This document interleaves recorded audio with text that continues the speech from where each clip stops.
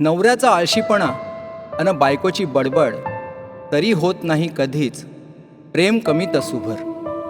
भांड्यांवर निघतो राग, आवाज होतो नको इतका. जेवणात मात्र प्रत्येक पदार्थ त्याच्याच आवडीचा असतो बरं का. घरी असल्यास नवऱ्याच्या लोळण्याची तिला ॲलर्जी, घरी येण्याची वेळ चुकल्यास मात्र सतत त्याच्या खुशालीची काळजी. यांच्याकडे फिरायला वेळच नसतो, तिची सतत असते तक्रार. मग स्वतःच मनाला समजावणं नको उगीच, खर्च होईल फार.